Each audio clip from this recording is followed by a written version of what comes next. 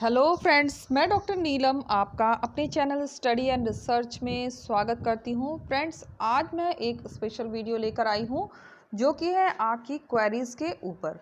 तो आप लोगों ने जो कुछ क्वेश्चंस पूछे थे खासकर पीएचडी के टॉपिक को लेकर, तो उसको आज हम शॉर्ट आउट करेंगे। तो चलिए देर ना करते हुए हम समझते हैं। इस तरह का वीडियो पसंद आता है तो लाइक शेयर सब्सक्राइब करना मत भूलिए। सब्सक्राइब करने के बाद बेल आइकन की घंटी को जरूर प्रेस कर लीजिए ताकि इस तरह का वीडियो मैं जब भी अपलोड करूं उसका नोटिफिकेशन आसानी से आपको मिल सके। और कमेंट करके सजेशन ज़रूर मुझे दीजिए ताकि आपके कमेंट के अकॉर्डिंग मैं वीडियो ला सकूँ। जैसे कि ये वीडियो आपके कमेंट पर ही आधारित है। सबसे पहले तो आप ये समझ लीजिए, तो अगर आप रिसर्च करने जा रहे हैं और पूरी तरह से आपने मन बना लिया है रिसर्च करने के लिए, तो इस बात को समझना हमें ज़रूरी है क्योंकि लीगली जो पीएचडी होती है वो 18 महीने में कंप्लीट हो जाती है, लेकिन एक्चुअली में ऐसा होता नहीं है। ये काफ़ी समय का टाइम लगता है। किसी किसी को बहुत समय लग जाता है, किसी को 5 साल लगते हैं, किसी को 7 साल, किसी को 10 साल। तो ये निर्धारित नहीं होता है कि किसकी कब कैसे हो जाएगी पीएचडी। तो पहले तो आप मेंटली प्रिपेयर ज़रूर हो कि कितना भी समय लगे आपको उसे कंप्लीट करना है। और जैसा कि सभी गाइड्स सभी स्टूडेंट को यही सलाह देते हैं कि जिस फील्ड में आपको इंटरेस्ट हो उसी फील्ड का आप चुनाव करें, उसी टॉपिक को लें आगे शोध करने के लिए। लेकिन इसके साथ एक बहुत ज़रूरी जो फैक्ट है वो है कि जिस भी क्षेत्र में आपका इंटरेस्ट है क्या उस पर डाटा अवेलेबल है। तो जितना ज़्यादा डाटा आपको उस टॉपिक पर या जिसमें आपकी रुचि है उस टॉपिक पर आपको मिलता है तो आपके लिए उतना ही आसान बन जाता है पीएचडी को करना और रिसर्च बनाना। तो सबसे जो ज़रूरी चीज़ है कि डाटा ज़्यादा से ज़्यादा अवेलेबल हो। जो भी आप टॉपिक ले रहे हैं अपनी रुचि के अनुसार या सुविधा के अनुसार कहें, आप जहाँ भी रहते हैं उसके आसपास आप सर्च करिए कि उस पर जो भी टॉपिक लेने जा रहे हैं उस पर आपको डाटा अवेलेबल है कि नहीं। दूसरा चीज़ आ जाता है कि टॉपिक ऐसा लेना चाहिए कि वो सीमित नहीं हो, उसमें हम बहुत सारी चीज़ें इंक्लूड कर सकें, यानी लचीलापन उसमें होना चाहिए। हम लोग जो बात करेंगे ज़्यादातर मुझे जानकारी है, मेरे सब्सक्राइबर सभी के सभी हिस्ट्री से ही हैं, तो मैं हिस्ट्री को ही ज़्यादा प्रेफरेंस दूंगी। अब अगर हम हिस्ट्री में जाते हैं तो हम देखते हैं कि हम जो टॉपिक लेते हैं ज़्यादातर जो हिस्ट्री के जो टॉपिक हैं जैसे कि अकबर बाबर या फिर अगर आप इसमें आएंगे मॉडर्न हिस्ट्री में तो किसी महान नेता विभूति को हम लेते हैं, तो एक पर्सनालिटी को लेते हैं और उस पर हम रिसर्च शुरू करते हैं, तो वो भी अच्छा है। इसके बाद दूसरा एक टाइप आ जाता है क्षेत्र को लेकर, एरिया को लेकर, किसी प्रसिद्ध जैसे कि किसी एरिया को लेकर आप रिसर्च करते हैं कि। लेकिन एक जो हिस्ट्री में एक चीज़ बहुत ज़रूरी है कि हम जब भी किसी चीज़ की स्टडी करते हैं, जब क्षेत्र की बात करते हैं, तो हम केवल उसका इतिहास नहीं लिखते हैं, हम उसे डिवाइड करके करते हैं। या तो हम मिडविल लेंगे या एंशियंट लेंगे या मॉडर्न लेंगे।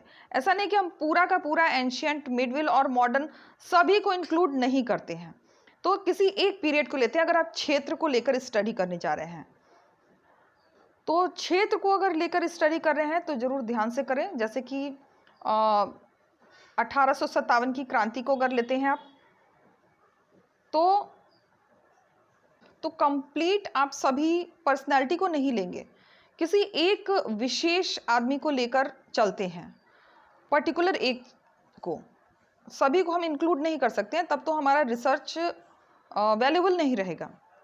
और इसको समझने के लिए मैं आपको जहाँ तक सलाह यही दूंगी कि सबसे पहले आप जहाँ भी रह रहे हैं आसपास अगर सेंट्रल लाइब्रेरी है तो वहाँ जाकर आप कुछ थीसिस उठा के अपने विषय का, इतिहास का मैं बता रही हूँ, वैसे सभी अगर देख रहे हैं तो सभी लोग जो भी विषय आपका है तो वहाँ जाकर कुछ थीसिस देखें और एक नोट बनाएं और उस नोट में जो थीसिस की टाइटल्स हैं, टाइटल्स को राइट कर लें। कम से कम 15-20 टाइटल्स आप नोट कर लें, तो आपको पता चलेगा कि हमको रिसर्च किस टॉपिक पर कैसे करनी है। और थीसिस आप देखेंगे तो आपको काफ़ी इसके बारे में नॉलेज होगी। तो सेंट्रल लाइब्रेरी में आपको ये मिल सकता है। दूसरा चीज़, अगर आप ऑनलाइन स्टडी कर रहे हैं और अभी तो कोरोना का चल रहा है तो सेंट्रल लाइब्रेरी भी आपको जाना पॉसिबल नहीं होगा, तो दूसरा एक ऑप्शन है कि आप शोध गंगा जो साइट है उस पर जाएं, अपना टाइटल डालें, अपना विषय डालें और उस पर आपको काफ़ी थीसिस मिल जाएगी। तो वो थीसिस देखें, उनके टाइटल्स नोट कर लें।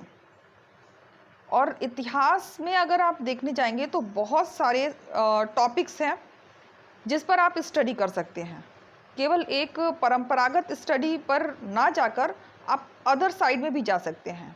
जैसे कि एक मैं ऑप्शन आपको उदाहरण के लिए केवल बता रही हूँ, जैसे कि लाइब्रेरी हो गया, लाइब्रेरी की हिस्ट्री, फिर रेलवे हो गया, क्योंकि ऐसी इस तरह की स्टडी आपको मिलेगी नहीं और ये यूनिक हो जाती है। तो रेलवे का इतिहास आप ले सकते हैं।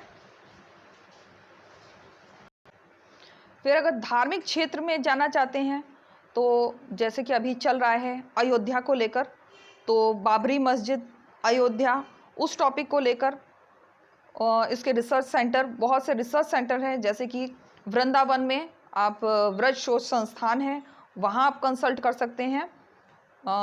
तो इस तरह से रिसर्च सेंटर अगर आपके आसपास है तो वहाँ पर क्या मैटर है तो उसके अकॉर्डिंग ही टॉपिक चूज़ करें ताकि आपको डाटा आसानी से कलेक्ट हो सके। तो मैं तो आपको यही एडवाइस दूंगी, जिस भी विषय या टॉपिक को आप लेने जा रहे हैं, विषय तो खैर आपका पहले से निर्धारित रहता है, जिसमें आपने एमए किया है उसी में आपको रिसर्च करना है, लेकिन अगर जो टॉपिक ले रहे हैं उसका सबसे जो इम्पॉर्टेंट पॉइंट है उस पर आपको डाटा कितना अवेलेबल हो रहा है।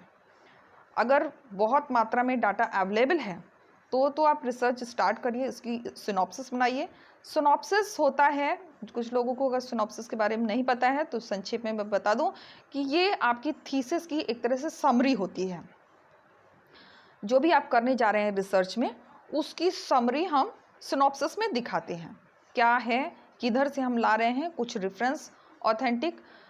तो ये हो गई सिनॉप्सिस। तो रिसर्च स्टार्ट करने से पहले उसका डाटा पता करना ज़रूरी है, क्योंकि आप एक बार रिसर्च स्टार्ट कर देंगे, फिर अगर उस पर आगे आपको डाटा नहीं मिलता है तो बहुत प्रॉब्लम होती है, फिर टॉपिक चेंज करना पड़ता है, तो आपका टाइम बहुत वेस्ट हो जाएगा। तो मैं आपको यही सलाह दूंगी कि अगर आप रिसर्च करने जा रहे हैं तो टॉपिक बहुत सोच समझ के चुनें। किसी हिस्ट्री में तो किसी पर्सनालिटी को ले सकते हैं और किसी क्षेत्र, पर्टिकुलर क्षेत्र को ले सकते हैं, तो ऐसे टॉपिक्स लें। और एक तो मैंने आपको बताया, जैसे कि लाइब्रेरी हो गई, लाइब्रेरी का इतिहास, थोड़ा अपने दिमाग को वाइड करें तो आसपास आपको बहुत सारे टॉपिक मिल जाएंगे। आप एक लिस्ट तैयार करें कि किस किस चीज़ में, हर चीज़ का अपना एक इतिहास होता है, तो किसी भी चीज़ को आप लेकर एक इतिहास बना सकते हैं।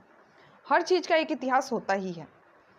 तो डिपेंड इसी पर करता है मेरे अकॉर्डिंग कि अगर आपके पास डाटा है सफिशिएंट, बहुत सारा, तो आप उस पर पीएचडी करना या रिसर्च करना अपना शुरू करें। डाटा अगर अवेलेबल नहीं है तो उसमें हाथ ना डालें, क्योंकि जितनी आपको जानकारी होगी उतने अच्छा से आप उस टॉपिक को कवर करके अच्छी थीसिस तैयार कर पाएंगे। तो इसके लिए आप सहारा लें रिसर्च सेंटर का, सेंट्रल लाइब्रेरी का, और जैसा मैंने बताया शोध गंगा का। आगे भी इन फ्यूचर मैं आपको जितनी मुझे जानकारी है वो मैं आपको गाइडेंस देती रहूँगी। तो उम्मीद है आपको वीडियो पसंद आया होगा। तो उम्मीद करती हूँ आपके लिए ये जो मैंने बताया है वो यूज़फुल रहा होगा। और SOS और पवन कुमार, आपको इसकी जानकारी जो आपने कमेंट किया था इसकी मिल गई होगी। इसके अलावा जो ऑनलाइन क्लास की बात कर रहे हैं वो मैं जल्द ही शुरू करने वाली हूँ। जहाँ तक है 1 अगस्त से ऑनलाइन क्लास शुरू हो जाएगी। तो तो और क्वेरीज हो जो, वो आप कमेंट बॉक्स में कमेंट करके मुझे पूछ सकते हैं। और okay friends, take care and bye bye.